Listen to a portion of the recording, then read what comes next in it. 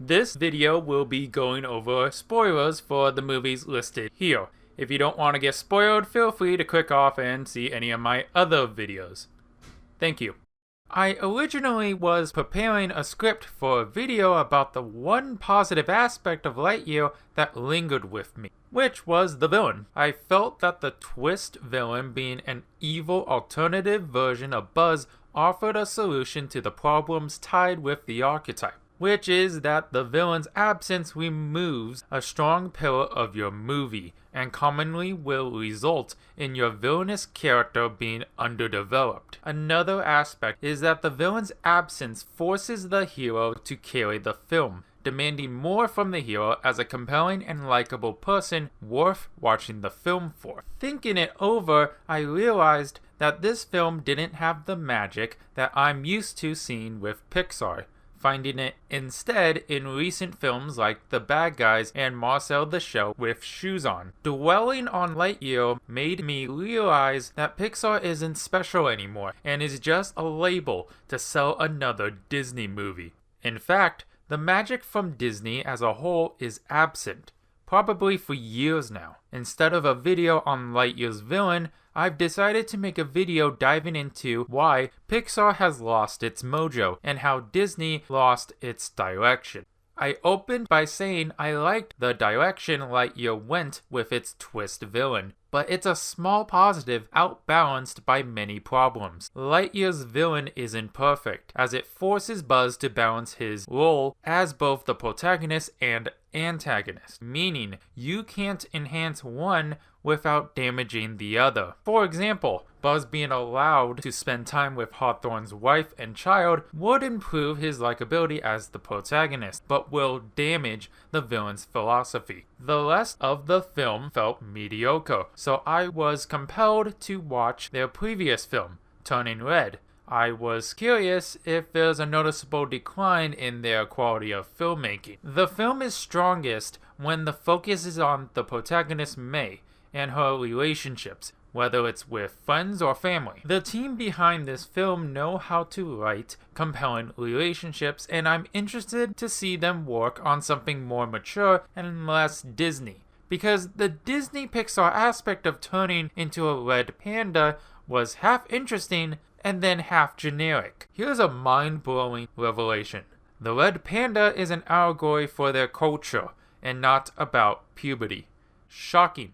The intention was on puberty, but expanding into the backstory of the Red Pandas and why they can transform into one changes the connection in its execution. The Red Panda is described as a crucial connection to their ancestors, but now the current family suppresses their transformation into Red Pandas in order to live in a new country. The concept is inspired from the director's life moving to Toronto at an early age as an immigrant, but I think we can all be able to relate to the core aspect, which is the personal feeling of not wanting to express yourself fully in order to avoid being the outcast. An outcast in possibly a new friend group, a new school, a new town, a new state, or even a new country. This comes full circle when the protagonist keeps her Red Panda, showing that the new generation born and raised in a different country can still carry on the family culture in their own unique way. She will carry it in a way different from those before her,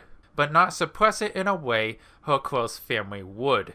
I can't see it as a puberty allegory since other family members suppress it. So what does that mean in terms of womanhood, in terms of what they suppress? Yeah, that's the thing that confuses me and why I'm leaning toward my theory. Or I could be drawing conclusions and meanings completely wrong, and I should be ashamed of myself then, because I don't really know any different and the movie wasn't too clear about it. Here's another yet less controversial shocker. I think Turning Red is a better film than Lightyear, but it doesn't dispel my fears though, which is that Disney Pixar is unable to throw the same emotional punches it used to. It's the equivalent to watching the last round in a boxing match where Pixar is tired and slowing down, but his opponent isn't.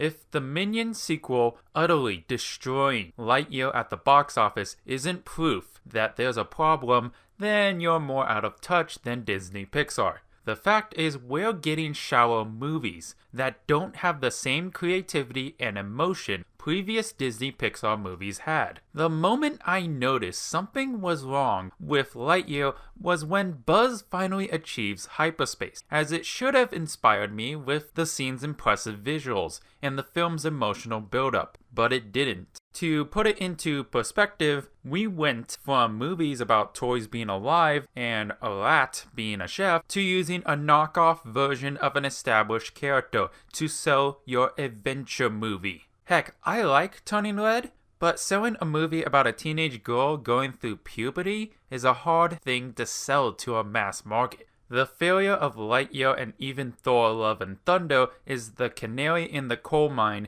warning us that Pixar and Disney as a whole has lost their soul. Lightyear's primary focus is on the dangers of clinging to the past, promoting the idea that you should embrace the future. The antagonist is the embodiment of this destructive behavior, but it takes away from the weight of the message. It's a cool concept, but it sacrifices the relatability of the message for the audience. In contrast, the recent indie movie Marcel the Shell with Shoes On has the same message of moving forward and to not cling to the past. The difference is the antagonist isn't a person, but the crushing weight of reality. Marcel doesn't continue to search for his missing family out of fear of losing the only family he has left, his grandmother. The fear of the worst case scenario, which is Marcel being alone, is relatable and pulls the audience in more than any evil Buzz can ever do. This is the emotional mature message that's missing for Lightyear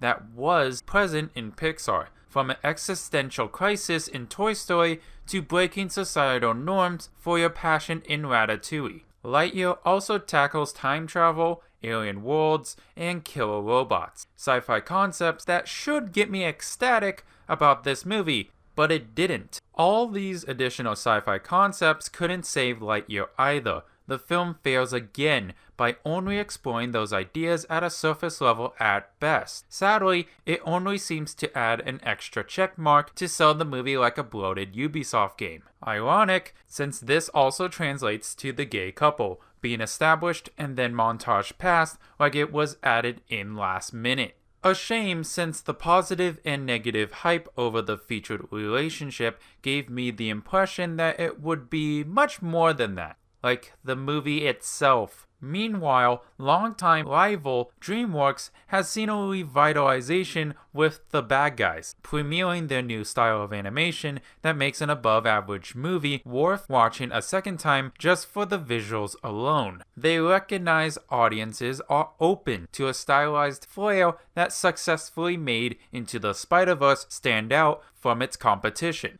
It's a cartoon, so why not take advantage of the medium to deliver a unique experience for the audience? In contrast, Lightyear continues to push for more realistic visuals, which is starting to contrast with the cartoony character designs, leading to a negative effect on the audience. A problem that even Michael frickin' Bay foresaw with Transformers, leading to the radically different movie designs that we got in his live-action Transformers movies. On the bright side, this problem isn't as severe in Turning Red, and instead swaps for a different problem, which is Western audiences being alienated by heavy amounts of anime influence. Lightyear's failure is the dead canary in the Disney coal mines. All aspects of the film are either missing the mark or dropped before being fully realized, coupled with the fact the competition is exploring different paths and finding more success, prompting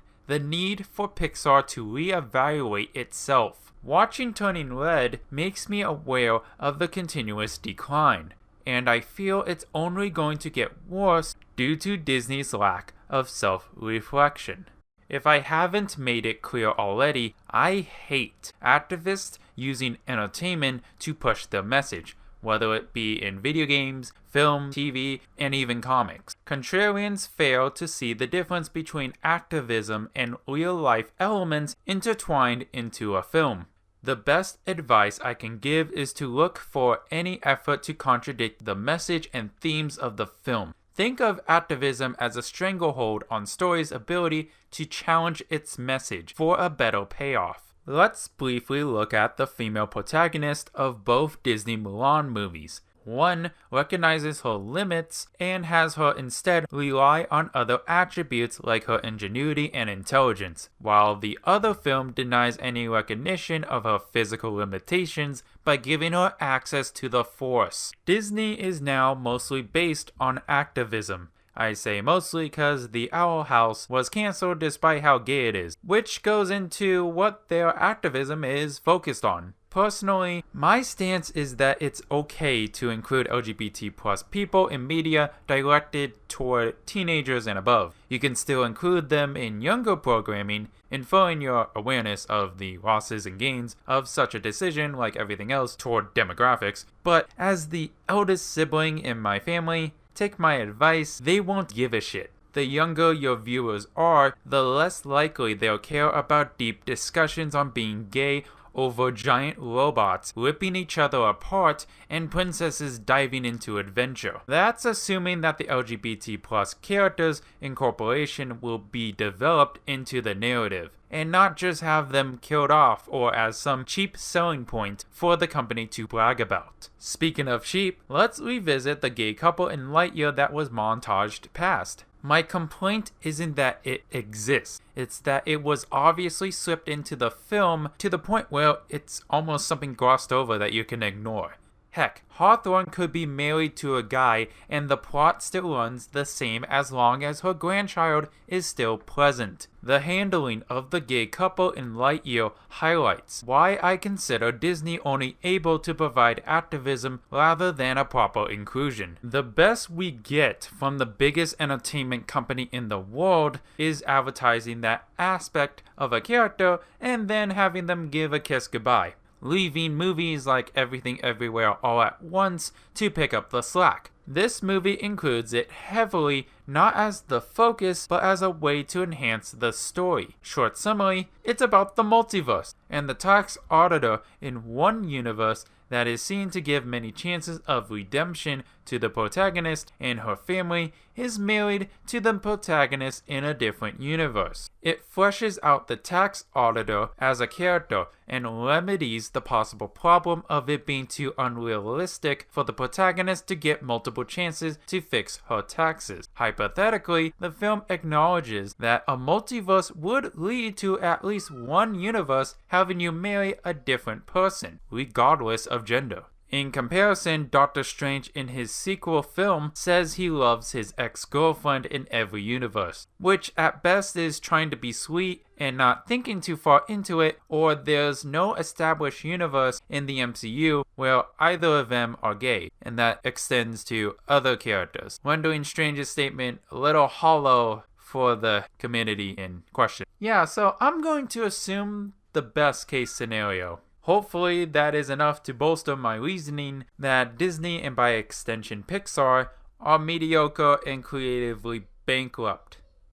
Disney is a sinking ship dragging Pixar and others down with it. It needs a course correction, and unfortunately the leadership isn't going to listen due to a rabid fanbase elevating their ego and enough money to keep them afloat through a decade of being in the red. For now, the only thing we can do is not bother with their efforts to attract our attention and our money. They'll continue to claim to feature the first gay character and deliver a brief appearance of it that can be easily cut out for foreign markets. The big corporation does this because it's too big to commit to a vision that doesn't appeal to the biggest demographic. We live in an age where the internet allows us not only to experience the most disturbing aspects of humanity, but also the best. Great stories that offer what you want are out there, and the only hindrance is the effort needed to find it. So let me make it easier by suggesting some alternatives.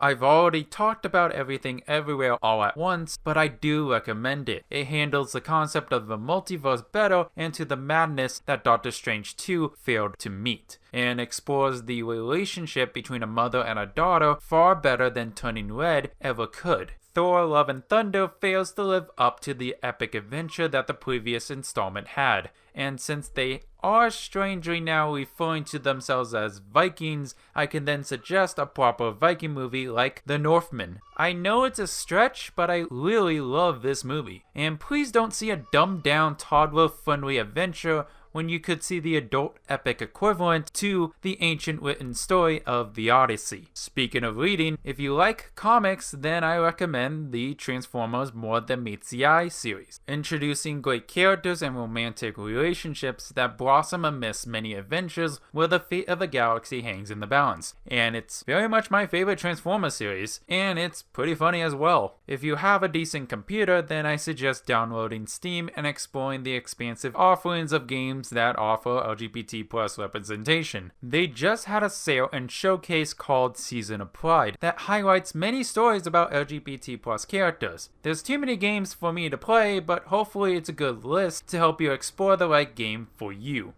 I hope you enjoyed my thoughts on Lightyear and how it highlights the decline of Pixar and Disney, plus the recommendations that will deliver better experiences. As always, I ask for you guys to like, share, and subscribe, and well, thank you. Until next time, till all are one.